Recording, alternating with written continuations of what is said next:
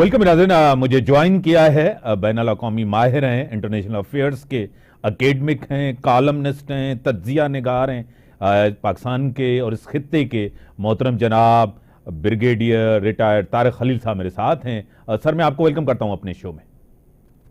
अस्सलाम वालेकुम मीर साहब। वालेकुम सलाम। ब्रिगेडियर साहब, आपको पता है कि एक हमेशा जो अमेरिकन कहते हैं वो करते नहीं, आपको पता है। ज़ाहिरी तौर वो कहते हैं कि सीज फायर है, वहाँ से आप उनको वेपन्स भी दे रहे हैं, आप उनको सपोर्ट भी कर रहे हैं, सब कुछ कर रहे हैं। ये डबल स्टैंडर्ड्स जो आपको नज़र आ रहे हैं, जिस तरह अब तो आपको पता है सीरिया तक और लेबनान तक और ग्राउंड आपको पता है एक ऑफेंसिव लॉन्च किया गया है, क्या कहेंगे इसके ऊपर?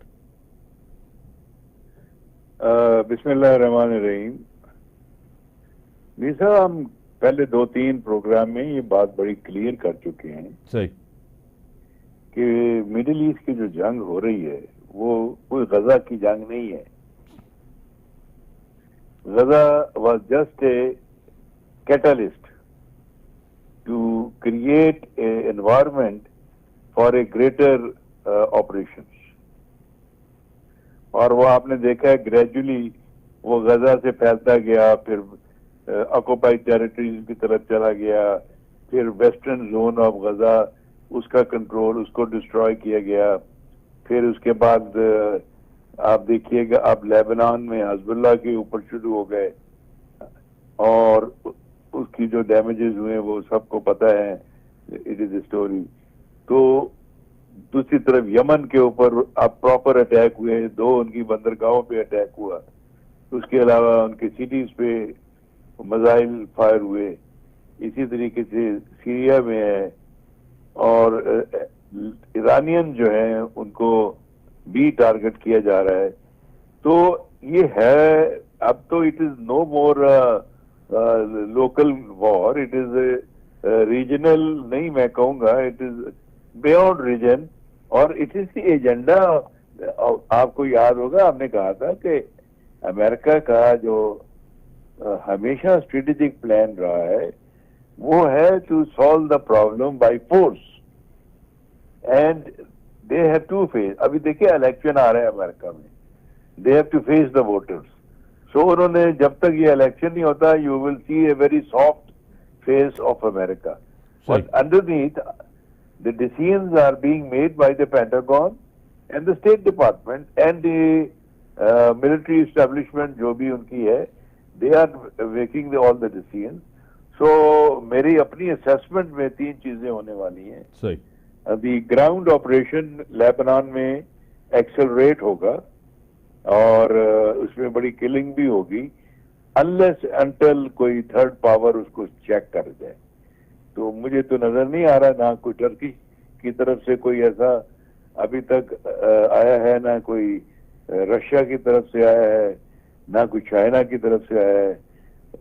Apparently it looks nobody is prepared to jump into war at this moment, क्योंकि जहां तक चाइनीज का ताल्लुक है, they need another 5 to 10 years of peace to overtake the Americans in technology and economy. और इसी तरीके से Russia is engaged in Ukraine, तो mercy people are on the mercy of Israel. तो जहां मर्जी, उन्होंने तो अभी कल मिस्टर नेतन्याहू ने क्लेम किया है कि we can hit any target in the Middle East. So this is a very ominous announcement. जी, जिस तरह सर आपने कहा कि हम इस पे बार बार डिस्कस करते रहे, हाँ इस पे ज़रूर हमने डिस्कस किया है। आपको पता है कि ईरान का स्टांस आपके सामने है, वो अब भी डायरेक्ट कोई इन्वॉल्वमेंट नहीं चाहते, आपको पता है। उन्होंने, आपको पता है, थ्रेट किया है इसराइल ने उनको भी कि हम जहां भी आपको जो है ना, जिस तरह आपने कहा कि हम हिट कर सकते हैं, आपको टारगेट कर सकते हैं, उन्होंने किया भी सही। आपको इस्माइल हनियान के टाइम पे आपको पता है। अब यही खित्ता आपको पता है, ईरान उसी प्रॉक्सीज के थ्रू उनको सपोर्ट करता रहेगा।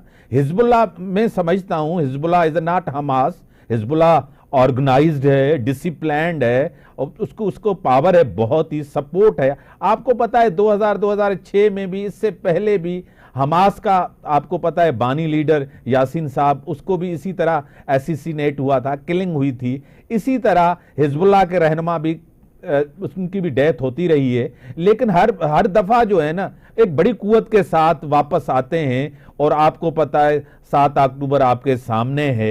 ये आपको पता है आप आइडियोलॉजी को खत्म तो नहीं कर सकते। ये तो इस्राएली जर्नल्स भी कह रहे हैं कि हम इसराइल को, इसको, हमास को खत्म नहीं कर सकते। क्या कहेंगे? नहीं, देखिए बात ये कि इजरायली जर्नल्स जो है वो सही कहते हैं। जो भी कोई ऑर्गेनाइजेशन होती है वो कभी खत्म नहीं होती। जहाँ एक साउंड वेव आपने देखा होगा, कभी ऊपर जाती है साउंड वेव, कभी नीचे जाती है। इसी तरह मौजूदा सूरत हाल में जो इजराइल की अपनी एफर्ट है वो है कि to break the backbone of Hezbollah, उनको इतना डैमेज कर दें कि उनको कुछ कई साल लगे टू रीअसर्ट इटसेल्फ। खत्म तो नहीं होगी, लेकिन उसको डैमेज इतना कर दें कि वो जो थ्रेट है इट इज मिनिमाइज। तो मैं ये समझता हूं कि ना सिर्फ ground operations, they will accelerate air operations and they will also accelerate the naval side से जो उनका लेबनान का पोर्ट्स हैं, they will be under attack also. Brigadier साहब, आप सही करें, आपकी टर्म में इसको डीकैपिटेशन स्ट्राइक्स कहे जाते हैं। ये एक स्ट्रैटेजी है पूरी।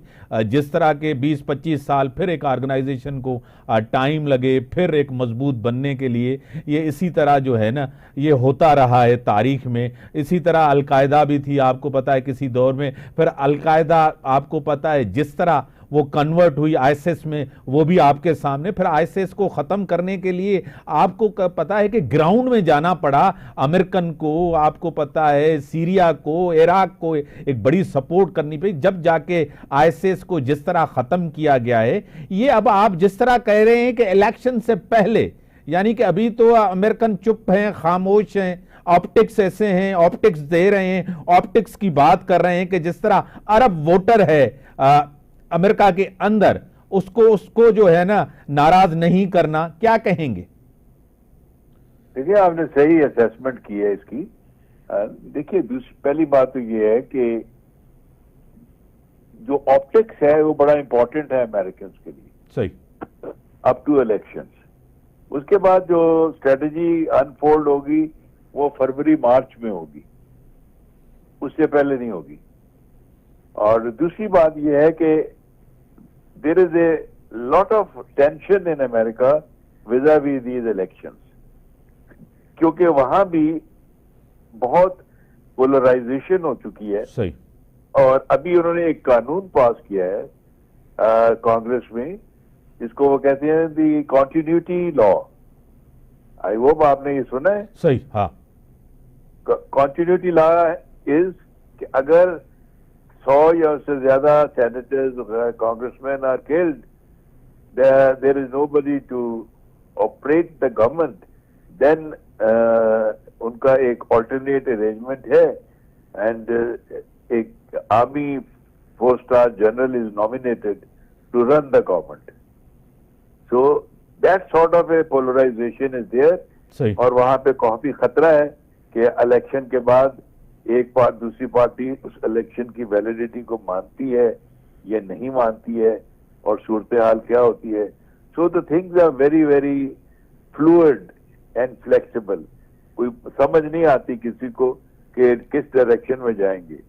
सो the major thrust as far as the Pentagon और स्टेटमेंट, वो तो मिडिल ईस्ट पे ही है, क्योंकि मिडिल ईस्ट में जो रूलर्स हैं, none of them has a capability to confront directly Israel.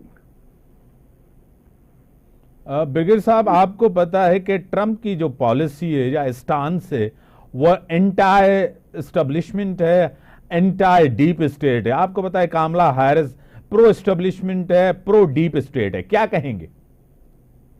देखिए, वो अपनी जगह पे है, लेकिन Trump also is the one who had supported Netanyahu to shift the capital to Jerusalem. So Trump, even today, if he wins, will support Israel. That should be very clear to anybody. क्योंकि वो America में जो जिसको हम कहते हैं ना the power dynamics of the economy, वो ज्यूज के पास है। और there is a underground world government which is there is a report